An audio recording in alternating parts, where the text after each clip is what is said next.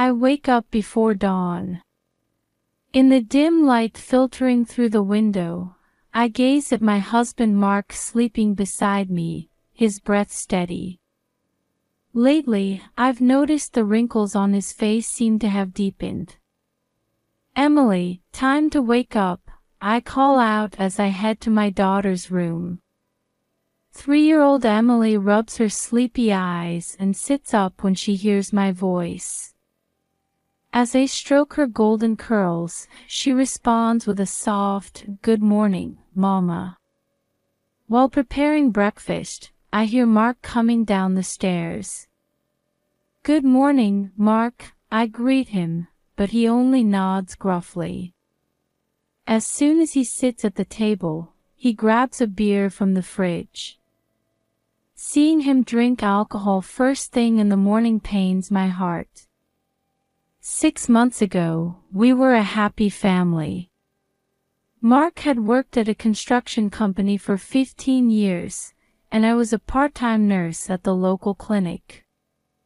On weekends, we'd go on family picnics or enjoy barbecues in the backyard. But everything changed when Mark was suddenly laid off. At first, he was positive about finding a new job, but after repeatedly failing interviews, he seemed to lose confidence. "Mark, don't you have an interview today?" I ask. He grimaces. "I'm going."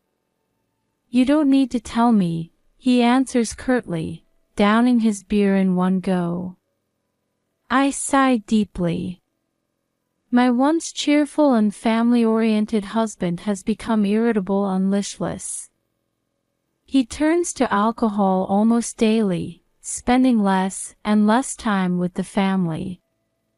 As I feed Emily breakfast, I wonder how I can bring our family back to its former happy state. But I can't find a way, and my anxiety only grows. "Mama, will Papa find a job?" Emily asks worriedly.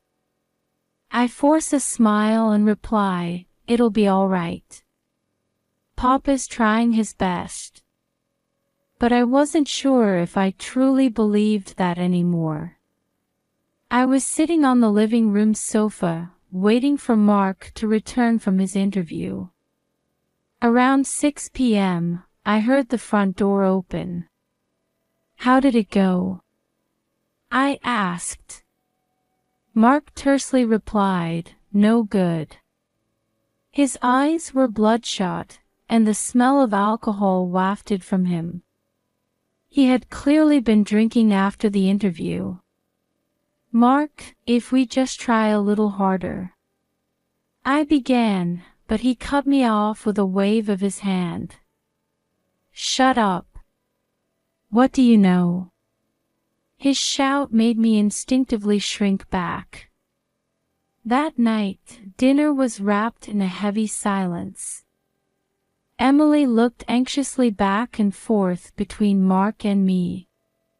I tried to start a conversation, but Mark's cold attitude made the words catch in my throat. Over the next few weeks, the atmosphere in the house grew increasingly tense. Mark drank more and more, becoming angry over trivial matters. On nights when he came home drunk, I would put Emily to bed early and shut myself in my room. One evening, when I returned from work, the living room was a mess. Empty beer cans were scattered on the floor, and the TV was blaring. Mark lay on the sofa, staring blankly at the screen. "Mark, please don't drink here," I said. Suddenly, he stood up and came at me. "Shut up. It's my life. Let me do what I want." His shouting made me step back involuntarily. Just then, I heard Emily crying. She had been watching our fight from the top of the stairs. I rushed to her and hugged her tight. "It's okay, Emily. Pop is just a little tired. I tried to reassure her, but I could hear my own voice trembling. That night, after putting Emily to bed, I cried alone in the kitchen. Memories of our once happy family overlapped with the current reality, making my chest tighten. What should I do? I asked myself repeatedly, but found no answer. The next day, I mustered up the courage to confront Mark. Mark, why don't we try counseling? For our family's sake, I suggested. He scoffed. There's nothing wrong with me. You're just making a big deal out of nothing. Those words made me feel like something inside me had broken. But for Emily's sake, I had to protect this family. Even as I thought this, I couldn't suppress the growing anxiety and fear. That night, unable to sleep, I gazed at the full moon visible from the window. What would tomorrow bring? Would our family continue to fall apart? Or would a miracle occur? My heart continued to waver with these unanswerable questions. That day, I had worked late. When I got home, it was already past 11 p.m. As I opened the front door, I noticed an unusual silence pervading the house. Mark? Emily? I called out, but there was no answer. Anxiety gripped my chest. As I stepped into the living room, there was Mark. He was sitting in a chair with a shotgun across his lap. His eyes were bloodshot, and he was clearly drunk. Mark, what are you doing? My voice was shaking. So you're finally home. Mark's voice was low, with a dangerous edge to it. It's all your fault. You've ruined my life. The moment he stood up and aimed the shotgun, my blood ran cold. Mark, calm down. Where's Emily? That brat's upstairs. She won't get in our way anymore. I tried to move towards the stairs, but Mark blocked my path. Don't move, he shouted, pointing the gun at me. You're both a burden. Get out. Just then, I heard small footsteps. Turning around, I saw Emily coming down the stairs. Her eyes were wide with fear. Emily, go back upstairs. I cried, but it was too late. Mark turned the gun towards Emily. You too. Get out of this house. Papa, please, don't shoot. Emily's voice was trembling, tears streaming down her face. I instinctively stood in front of Emily. Mark, stop. She's your daughter. Shut up. Mark yelled, taking a step towards us. In that moment, something changed within me. The fear disappeared, replaced by a strong determination. Mark, listen, I spoke as calmly as I could. This isn't you. You loved us, remember? Do you remember the day Emily was born? How happy you were. A flicker of doubt crossed Mark's eyes. We love you. But you're sick right now. You need help. Lies. Mark shouted, but his voice lacked its previous strength. It's true, Mark. Let's get through this together. As a family. I slowly approached Mark. I could see his hand starting to shake. Papa. Emily called out in a small voice. "I love you." At those words, all anger drained from Mark's face. He dropped the shotgun and collapsed to the floor. What was I about to do? He muttered. I rushed to Mark and embraced him. Emily joined us, and the three of us hugged each other tightly. But this moment of relief was short-lived. Suddenly, Mark grimaced in pain and clutched his head. "Mark, are you okay?" Instead of answering, he let out a groan. Then, the next moment, he collapsed to the floor. "Mark!" I cried out, shaking his body. But he had lost consciousness. I quickly grabbed the phone and dialed 911. As the sound of the ambulance siren approached, I held Mark's hand tightly and continued to pray. Little did I know then that this night would dramatically change our family's life. Amidst the blaring sirens of the ambulance, I held Mark's hand tightly as we headed to the hospital together. I left Emily with a neighbor, and as I left, her anxious face pierced my heart. I spent long hours in the hospital corridor. Surrounded by white walls and the smell of disinfectant, I kept praying. Please, Mark, live for us. Several hours later, a doctor appeared. Mrs. Thompson, I need to speak with you. Led to the consultation room, I sat down. My heart was pounding furiously. We have the results of your husband's head CT scan, the doctor said, carefully choosing his words. We've found a tumor in his brain. At those words, I felt as if the world had stopped.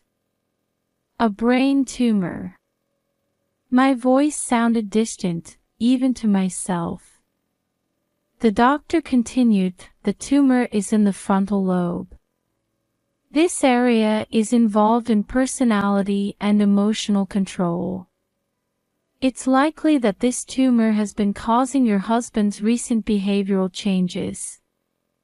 Suddenly, all the pieces seemed to fall into place. Mark's irritability, alcohol dependence, and that night's events. It had all been because of the illness. But why didn't we notice until now? I asked, holding back tears. The early symptoms of brain tumors can often be confused with stress or other factors, the doctor explained gently. Especially personality changes can be difficult for both the person and those around them to notice. I took a deep breath. What should we do? Surgery is necessary, the doctor stated. If we remove the tumor, there's a high chance your husband's symptoms will improve. Those words made me feel a glimmer of hope. But at the same time, new anxieties arose. The surgery, will it be successful? There are risks, but considering your husband's age and the location of the tumor, the chances of success are high. I nodded silently. I understood that this was the only way to save our family. We'll prepare for the surgery, the doctor stood up. Mrs. Thompson, your family's support will be crucial for your husband's recovery. I steeled my resolve. I understand. We'll do our best. As I left the consultation room, I felt a new strength welling up inside me. This could be a new beginning for our family. I decided to believe in that. When Mark opened his eyes after the surgery, I was by his bedside. Seeing his eyes focus, my heart raced. "Sarah," he called out weakly. "What happened?" Fighting back tears, I explained the situation. About the brain tumor, the surgery, and that night. As Mark listened, his expression gradually changed. What have I done to you all?" Tears welled up in his eyes. "It's okay, Mark," I squeezed his hand. "It was because of the illness. Things will get better now." The road to recovery was long and difficult. After the surgery, Mark began rehabilitation. In addition to training for walking and daily activities, he also received therapy to learn emotional control. I was desperate to juggle work, housework, taking care of Emily, and nursing Mark. Sometimes I felt exhausted and wanted to give up everything. But seeing Mark's sincere efforts, I couldn't help but keep going. At first, Emily was afraid of Mark. The memory of that night was deeply etched in her little heart. However, small daily changes gradually opened her heart. One day, when I saw Mark reading a picture book to Emily, I couldn't help but tear up. I felt that the gentle husband I once knew was slowly returning. However, not everything was smooth sailing. Occasionally, Mark would remember his past actions and be overcome with deep remorse. At such times, I would hold him and say, "We can't change the past, but the future is different." I, too, had to face my inner conflicts. Forgiving Mark wasn't easy. The fear from that night sometimes haunted me in nightmares. But I received counseling and gradually faced my emotions. Through this, I began to realize my own strength. The power to overcome difficulties, the courage to protect my family, and the ability to love. I realized that all of these had been nurtured through this experience. As Mark's recovery progressed, he began to deeply reflect on his actions. "Sarah, Emily, I'm so sorry," he said one day, hugging us. "From now on, I'll cherish you. I promise to make you happy." At those words, I felt like the last wall in my heart had crumbled. "Let's work hard together, Mark," I answered, leaning against him. Emily changed little by little too. At first, she was afraid of Mark, but gradually she began to approach him. Seeing her pull Mark's hand saying, "Papa, let's play together," made my heart warm. When we went to the park as a family and I heard Emily laugh loudly, I couldn't help but tear up. How I had missed her smile.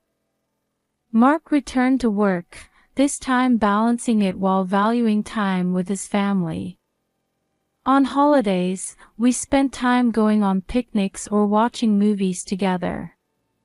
One night, after putting Emily to bed, as Mark and I were relaxing in the living room, he quietly said, "Sarah, I was saved because of you. Thank you so much." I held his hand and replied, "We all overcame this together as a family." Outside the window, a full moon was shining. The same moon I once looked up at with anxiety and fear now seemed filled with the light of hope. Our family had overcome difficulties and become stronger. I found hope in our future life. A year has passed since then.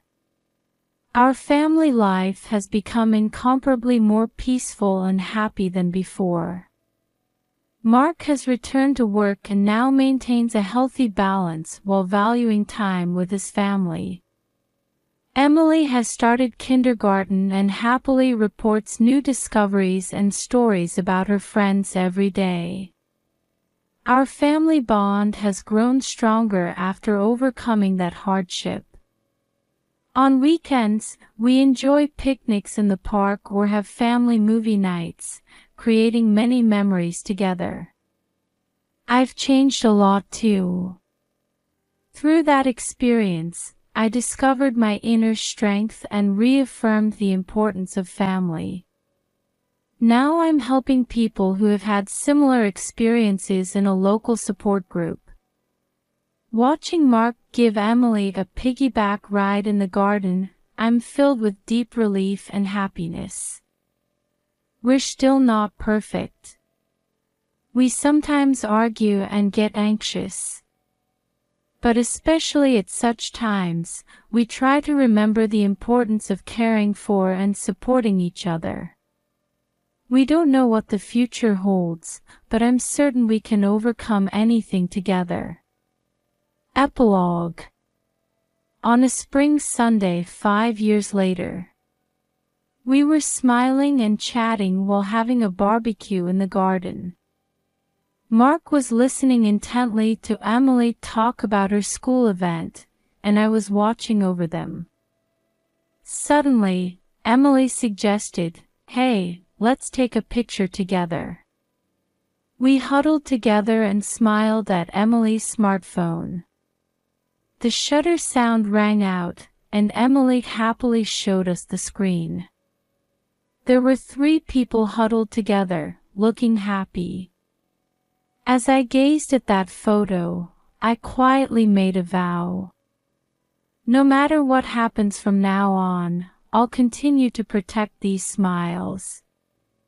And we'll remain a family that cares for and supports each other.